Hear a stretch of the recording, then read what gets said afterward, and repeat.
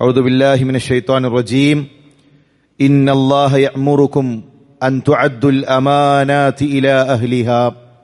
അല്ലാഹുവിനെ സൂക്ഷിച്ച് അവനെ വഴിപ്പെട്ട് ജീവിക്കണമെന്നുണർത്തുകയാണ്, വസിയത്ത് ചെയ്യുകയാണ്.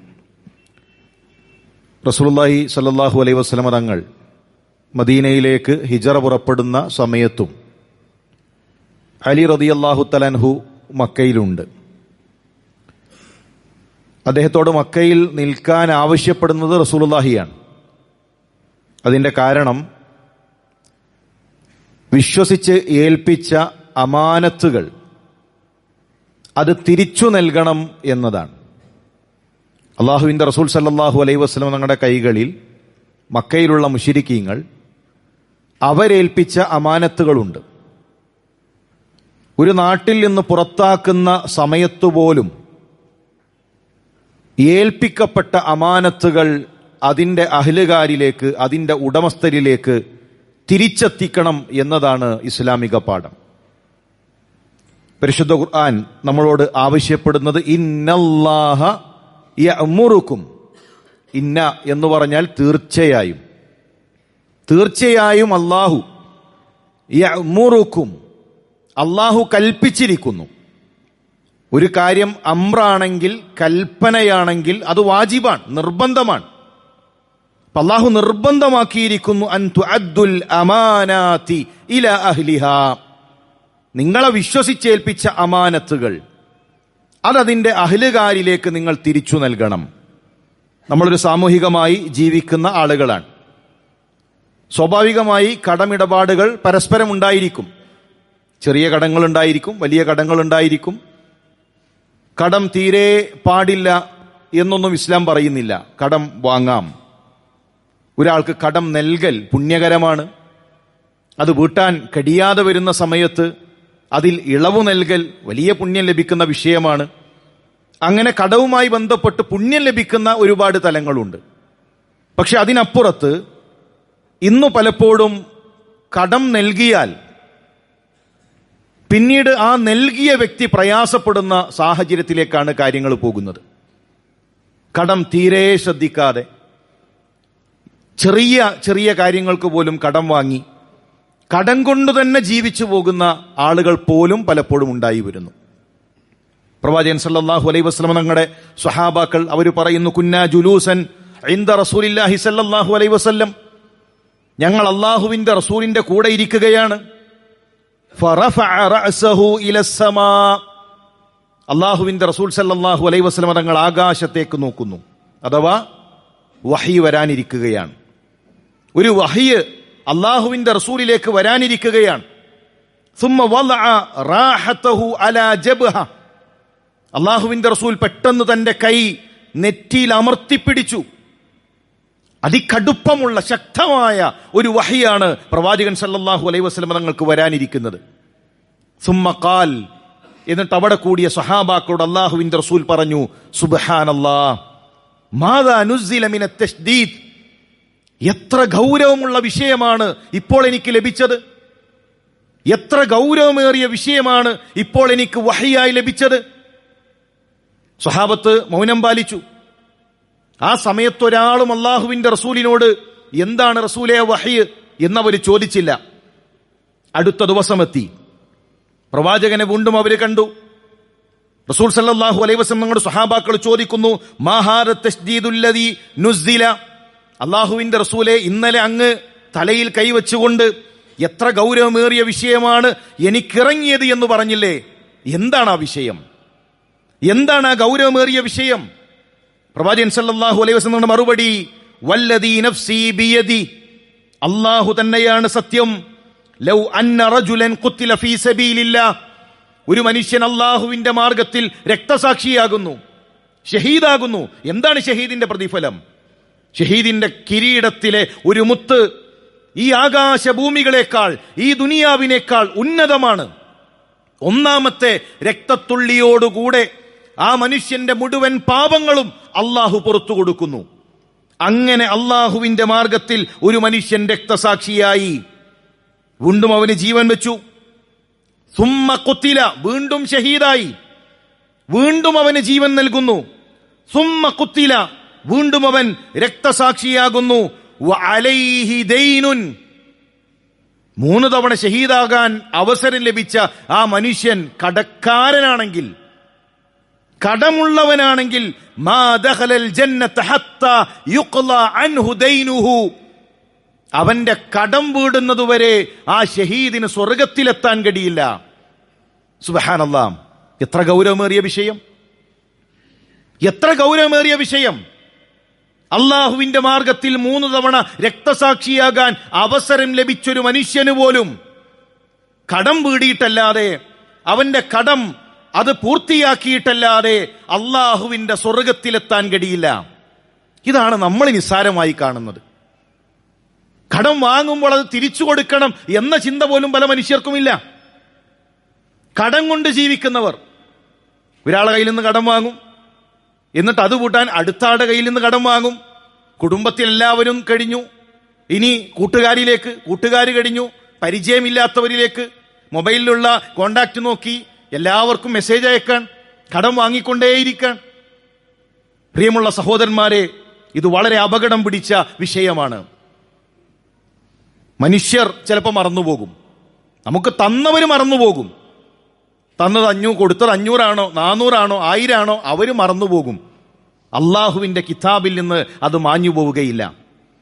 നമ്മുടെ ഏടുകളിൽ നിന്ന് ഒരു 50 രൂപയാണെങ്കിൽ പോലും നമ്മുടെ ഏടുകളിൽ നിന്ന് നമ്മൾ വാങ്ങിയ കടം അത് മാഞ്ഞു പോവുകയില്ല, മനുഷ്യന്മാർ മറന്നുപോകും. റസൂലുള്ളാഹി പറഞ്ഞു, യുഗ്ഫറു ലിശ്ശഹീദി കുല്ലു ദംബിൻ ഇല്ല ദൈൻ, ഷഹീദിനെല്ലാം അല്ലാഹു പുറത്തു കൊടുക്കും. ജീവൻ കൊടുത്തവനാണ്, ജീവൻ കൊടുത്തവനാണ്. കുടുംബമുണ്ടായിരിക്കെ, ആ കുടുംബത്തിന്റെ കൂടെയുള്ള മധുരമുള്ള നിമിഷങ്ങൾ ഉണ്ടായിരിക്കെ, ആ മധുരമുള്ള നിമിഷങ്ങളെല്ലാം വിട്ട് സ്വന്തം ജീവൻ ദീനിന് നൽകിയവൻ അല്ലാഹു എല്ലാം പുറത്തു കൊടുക്കും. ഇല്ലദ്ദൈൻ, കടമൊഴികെ. അത് മറ്റൊരാളുടെ ഹക്കാണ്. ആ 500 അവൻ വെയിലത്ത് കഷ്ടപ്പെട്ട് അധ്വാനിച്ചുണ്ടാക്കിയതാണ്. അവന്റെ കുടുംബത്തിന് വേണ്ടി അവൻ ഉണ്ടാക്കിയ സമ്പത്താണ്. അത് നിന്റെ പോക്കറ്റിലായി, നിന്റെ വയറ്റിലായി, ആ പണവുമായിട്ടാണ് മരണമെങ്കിൽ അത് തിരിച്ചു വീടുന്നതുവരെ അള്ളാഹു പൊറുക്കുകയില്ല. അതുകൊണ്ട് പ്രിയമുള്ളവരെ, ഇത് വളരെ ഗൗരവമുള്ള വിഷയമാണ്. റസൂലുള്ളാഹി സ്വല്ലല്ലാഹു അലൈഹി വസല്ലം തങ്ങൾക്ക് സ്വഹാബാക്കളോട് എത്ര കാരുണ്യമുണ്ട്, എത്രയാണ് അള്ളാഹുവിന്റെ റസൂൽ സ്വഹാബികളെ സ്നേഹിച്ചിട്ടുള്ളത്. എങ്കിൽ ആ സ്വഹാബാക്കളുടെ കൂട്ടത്തിൽ ആരുടെയെങ്കിലും മയ്യത്ത് പള്ളിയിൽ കൊണ്ടുവച്ചാൽ റസൂലുള്ളാഹി ചോദിക്കും, ഹൽ തറക ലിദൈനിഹി ഫളൻ, വല്ല കടവുമുണ്ടോ ഈ മരണപ്പെട്ട മനുഷ്യന്? നമ്മുടെ നാട്ടിലും ചോദിക്കാറുണ്ട്, ആർക്കെങ്കിലും കടമുണ്ടെങ്കിൽ ഇതാ മൂത്ത മകൻ അവൻ ഏറ്റെടുത്തിരിക്കുന്നു, കുടുംബക്കാർ ഇന്ന ആളുകൾ ഏറ്റെടുത്തിരിക്കുന്നു. അതൊരു പറച്ചിലാണ്, അതിങ്ങനെ ആവർത്തിച്ചു വരുന്നൊരു പറച്ചിലാണ്. അള്ളാന്റെ റസൂലിന്റെ അങ്ങനല്ല. മയ്യത്ത് വെച്ചിട്ട് ചോദിക്കും, കടമുണ്ടോ? ഈ മരണപ്പെട്ട മനുഷ്യൻ കടക്കാരനാണോ? ഇല്ല എന്ന് പറഞ്ഞാൽ ഫസ്വല്ല, റസൂലുള്ളാഹി സ്വല്ലല്ലാഹു അലൈഹി വസല്ലം തങ്ങൾ നമസ്കരിക്കും. വഇല്ല, അല്ല കടക്കാരനാണെങ്കിൽ ഖാല ലിൽ മുസ്ലിമീൻ സ്വല്ലു അലാ സാഹിബിക്കും, നിങ്ങൾ നമസ്കരിക്കുക, ഈ കടക്കാരന്റെ വിഷയത്തിൽ ഞാൻ നമസ്കരിക്കുന്നില്ല. റസൂലുള്ളാഹി സ്വല്ലല്ലാഹു അലൈഹി വസല്ലം തങ്ങൾ മാറി നിൽക്കും, സ്വഹാബികൾ ഏറ്റെടുക്കും. അള്ളാന്റെ റസൂൽ സല്ലല്ലാഹു അലൈഹി വസല്ലം തങ്ങൾ ജനാസ നമസ്കാരത്തിൽ നിന്ന് മാറി നിൽക്കാൻ മാത്രം ഗൗരവമുള്ള ഒരു വിഷയം സ്വഹാബികൾ ഏറ്റെടുത്തു. റസൂലെ, ഞങ്ങൾ വിടാം. അടുത്ത ദിവസം കണ്ട ഉടനെ ഒന്നാമത്തെ ചോദ്യം, കടം വീടിയോ? ആ കടം വീടിയിട്ടുണ്ടോ? എങ്കിൽ പ്രിയമുള്ളവരെ, ഇത് ഗൗരവമുള്ള വിഷയമാണെന്ന തിരിച്ചറിവ് നമുക്കുണ്ടാകണം. നന്മകൾ നഷ്ടപ്പെടും. നമ്മൾ പള്ളിയിൽ വന്ന് ഖുർആൻ ഓതുന്നുണ്ടല്ലോ, നമസ്കരിക്കുന്നുണ്ടല്ലോ, ദാനധർമ്മങ്ങൾ ചെയ്യുന്നുണ്ടല്ലോ. കഴിഞ്ഞ റമദാനിൽ നോമ്പ് നോറ്റവരും രാത്രി നമസ്കരിച്ചവരും ഇബാദത്തുകൾ ചെയ്തവരുമാണ്. ആ ഇബാദത്തുകൾ കടത്തിനു പകരം പോകും. റസൂലുള്ളാഹി സ്വല്ലല്ലാഹു അലൈഹി വസല്ലം പറഞ്ഞു, മൻ മാത വഅലൈഹി ദീനാറുൻ ഔ ദിർഹമുൻ ഖുളിയ മിൻ ഹസനാതിഹി. നന്മകളാണ് പകരം കൊടുക്കുക. നമ്മൾ ദുനിയാവിൽ ബാക്കി വെച്ച അവൻ മറന്നു കഴിച്ചിലായി എന്ന് കരുതി ഒരു 50, അവന്റെ ഓർമ്മയിലില്ല, ഇനി അതേതായാലും കൊടുക്കേണ്ടതില്ല എന്ന് കരുതി ഒരു 500, അതിനു പകരം നഷ്ടമാകുന്നത് ജീവിതത്തിൽ നമ്മൾ സമയം കണ്ടെത്തി ഓതിയ ഖുർആനും പട്ടിണി സഹിച്ച് നമ്മൾ നോറ്റ സൗമുമായിരിക്കും. എന്ന പേടി നമുക്കുണ്ടാകണം. അതുകൊണ്ട് തന്നെ കടം അത് വളരെ ഗൗരവമുള്ള ഒരു വിഷയമായി കാണണം. അടുത്തൊരു ചെറുപ്പക്കാരൻ മരണപ്പെട്ടു, അത്ഭുതപ്പെട്ടു പോയി. എത്രയാണ് കടം? ലോണ്, പലിശ, കുടുംബത്തിൽ എല്ലാവരുമായി കടം, അതിനു പുറമെ മറ്റുള്ളവർ. നമ്മൾ മനസ്സിലാക്കേണ്ടത് നിസ്സാരമായൊരു സംഗതിയല്ല. ഒരു ബേജാറില്ലാതെ ഇങ്ങനെ വാരിക്കൂട്ടരുത്. എല്ലായിടത്തു നിന്നും കടം വാങ്ങുമ്പോൾ ഇത് അവനവന്റെ പരലോകത്തെ ബാധിക്കുന്ന വിഷയമാണെന്ന് തിരിച്ചറിവുണ്ടാകണം. ബാങ്ക് പോലെയുള്ള സംവിധാനങ്ങളിലേക്ക് പോകലൊന്നും ഒരു പേടിയില്ലാത്ത അവസ്ഥയായിട്ടുണ്ട്. അതിനപ്പുറത്ത് പ്രിയമുള്ള സഹോദരന്മാരെ, മഹല്ലുകൾ ഉണരണം. 1 ലക്ഷം നൽകാൻ കഴിയുന്ന ഒരു 10 പേരുണ്ടെങ്കിൽ അവരെ ഒന്ന് സംഘടിപ്പിച്ചു കഴിഞ്ഞാൽ ആ ഒരു 10 ലക്ഷം രൂപ ഒരു വ്യവസ്ഥാപിതമായൊരു സംവിധാനം ഉണ്ടാക്കി കഴിഞ്ഞാൽ എത്രയോ ആളുകൾക്ക് ബാങ്കിന്റെ മുന്നിൽ പോയി നിൽക്കേണ്ട, പലിശയുടെ മുന്നിൽ പോയി നിൽക്കേണ്ട അവസ്ഥകൾ ഉണ്ടാവില്ല. ധാരാളമായി സ്വതക്ക നൽകുന്ന, ദാനധർമ്മം ചെയ്യുന്നവരില്ലേ? അങ്ങനൊരു സംവിധാനം മഹല്ലുകളുടെ കീഴിൽ വന്നു കഴിഞ്ഞാൽ ഇന്ന് തൗഹീദുള്ളവനും അല്ലാത്തവരും എല്ലാവരും, പല ആളുകളും പലിശയിലാണ്. മക്കളെ പഠിപ്പിക്കാൻ, കുടുംബത്തിലെ പ്രയാസങ്ങൾക്ക്, ഇതിനെല്ലാം പരിഹാരങ്ങൾ ഉണ്ടാകണം. വളരെ വ്യവസ്ഥാപിതമായ ആ പലിശക്കെതിരെയുള്ള സംവിധാനങ്ങൾ ഉണ്ടാവുകയും ഒരു പ്രയാസം വന്നാൽ മഹല്ലിൽ വന്ന് ചോദിക്കാൻ കഴിയുന്ന ഒരു സമയം നിശ്ചയിച്ചുകൊണ്ടതാ ഇത്ര സമയത്തിനുള്ളിൽ നിങ്ങളത് തന്നുവിട്ടണം എന്ന രൂപത്തിലേക്കുള്ള സംവിധാനങ്ങളെ കുറിച്ചെല്ലാം നമ്മൾ ആലോചിക്കണം. മരണപ്പെട്ടു പോകുമ്പോൾ പലിശയിലായിക്കൊണ്ട്, കടത്തിലായിക്കൊണ്ട് മരണപ്പെട്ടു പോകുന്ന സാഹചര്യങ്ങൾ ഒരു കാരണവശാലും ഉണ്ടാകരുത്. അള്ളാഹു നമ്മുടെ ജീവിതത്തിൽ സാമ്പത്തിക രംഗത്ത് സൂക്ഷ്മത പാലിക്കാനുള്ള തൗഫീക്ക് നൽകി അനുഗ്രഹിക്കട്ടെ.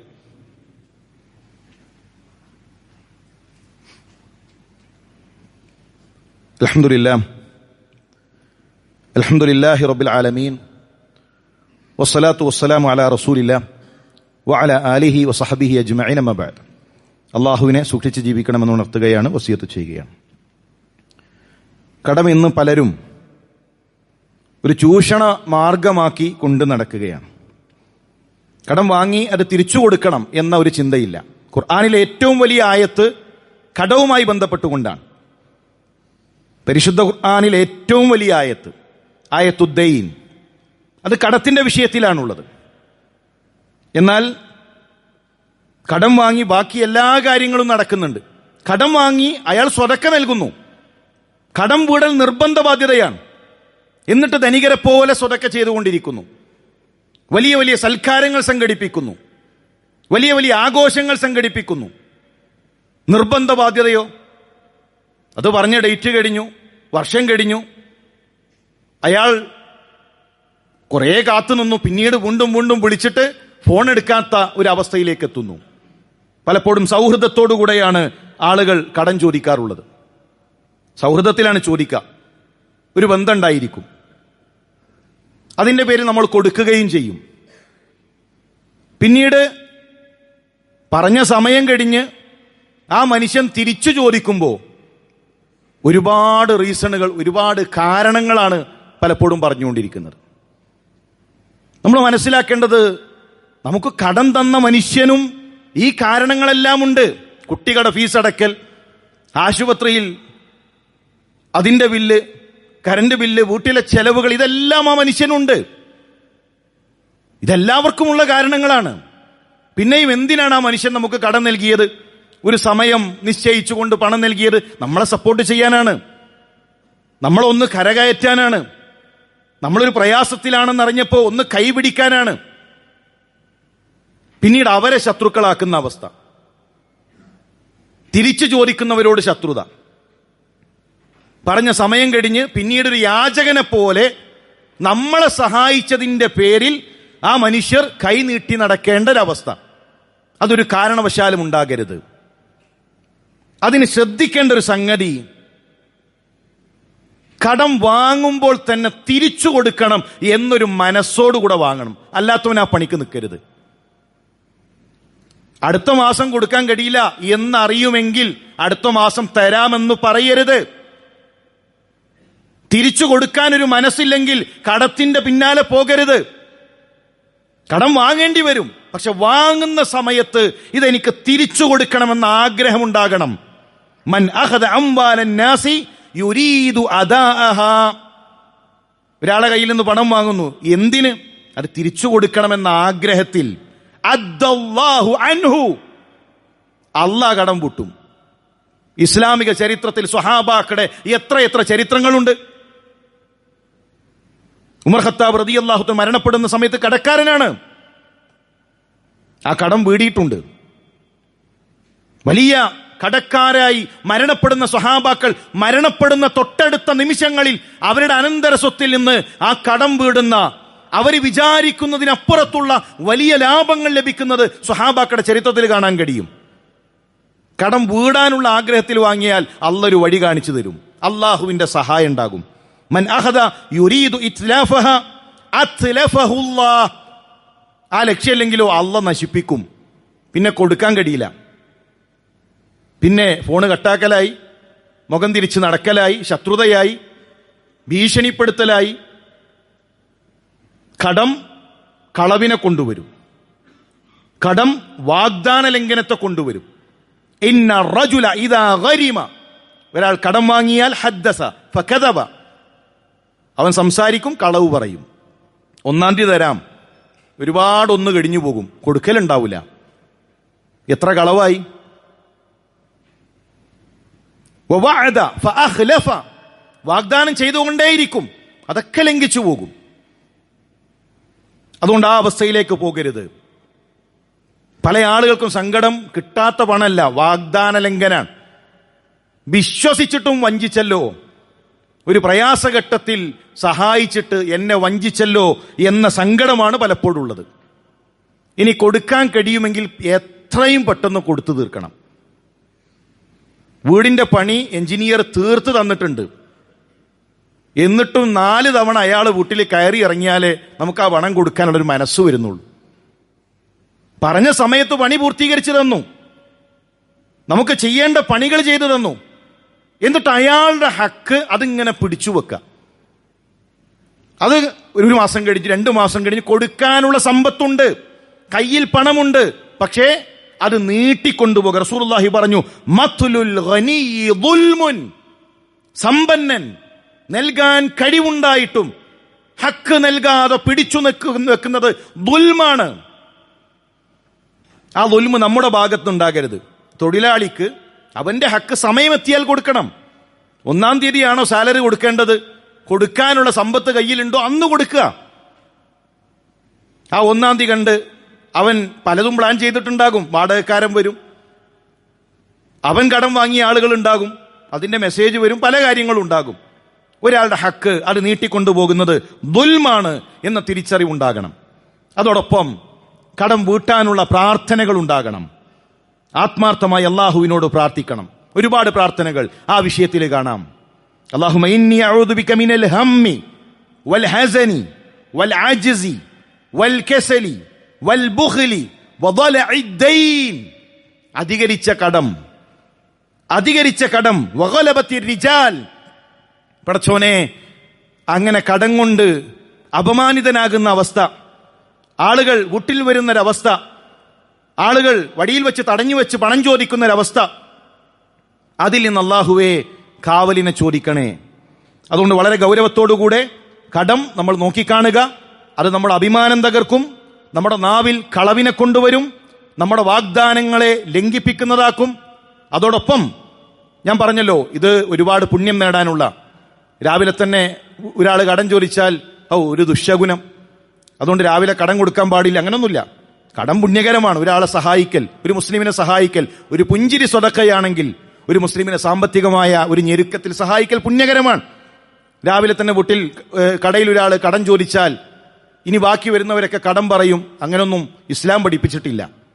ഒരാൾക്കൊരു നന്മ ചെയ്താൽ പ്രഭാതത്തിലൊരു പുണ്യം കിട്ടി, രാവിലെ ഒരു നന്മ കിട്ടി, അതാണ് അതിലുള്ളത്. ഒരാളെ സഹായിക്കൽ പുണ്യകരമാണ്. പക്ഷേ ആ സഹായിച്ച മനുഷ്യനെ കടം വാങ്ങിയവർ പ്രയാസപ്പെടുത്തുന്ന ഒരു സാഹചര്യം ഉണ്ടാകരുത്. അള്ളാഹു സാമ്പത്തിക രംഗത്ത് സൂക്ഷ്മത പാലിക്കാൻ, കൃത്യമായി അള്ളാഹുവിനെ പേടിച്ച് ജീവിക്കാനുള്ള തൗഫീക്ക് നമുക്ക് നൽകി അനുഗ്രഹിക്കട്ടെ. ഇഖ്ലാസ് പ്രദാനം ചെയ്യട്ടെ.